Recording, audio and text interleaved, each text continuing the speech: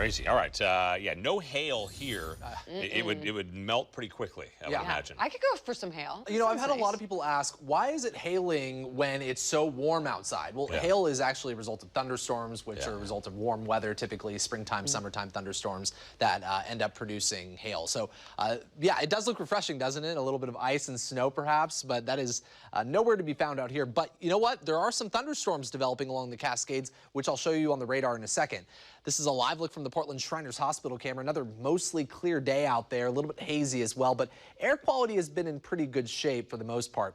It's currently 96 degrees, so another very hot day out there. Let's bring you out to the Shiloh Winds camera in Seaside. We caught some brief sunshine around lunchtime, but really it's been a mostly cloudy day once again with that thin marine layer. At times it's been a little bit foggy, but hasn't really slowed down the folks out along the coast trying to escape the heat, and that's been a good place to escape the heat with temperatures basically hovering in the 60s and 70s the past few afternoons. Right now, we're anywhere from the upper 50s to the low 70s along the coast. Inland, we're ranging between the upper 80s to the mid to upper 90s. 97 currently in Salem. That's one of the hot spots in the Willamette Valley, although it is 98 degrees in Eugene. Meanwhile, in central and eastern Oregon, it's even hotter with temperatures ranging between about 105 in the Dalles to 107 degrees in Pendleton. We do not want to see thunderstorms during this time of year unless they're producing a lot of rain, and that's not necessarily the case right now. Isolated thunderstorms are developing in south central Oregon, and we also have some thunderstorms developing along the eastern edge of the Cascades in central Oregon, one of which is developing right to the northwest of Lapine. Another one is developing northwest of Bend and Redmond. But if you look up to the north around the Mount Hood area, we don't have any thunderstorms developing. Hopefully none of those thunderstorms that have been producing lightning generate any kind of wildfires. That would be a big problem during this time of year.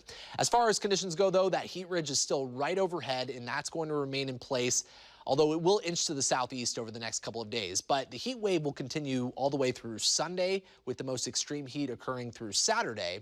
Once we get into early next week, a trough of low pressure will dive in, and that's going to bring us a cooling trend, and things will really cool down early to midweek of next week. But before that happens, this onshore breeze is going to continue to pump in a little bit of moisture. So our dew points are going to be on the rise. It's going to feel muggy and sticky at night, and unfortunately, that's going to bring us some pretty warm overnight temperatures. In fact, we're going to be near record warm overnight temperatures for the next couple of nights, with temperatures barely dropping to about 70 degrees.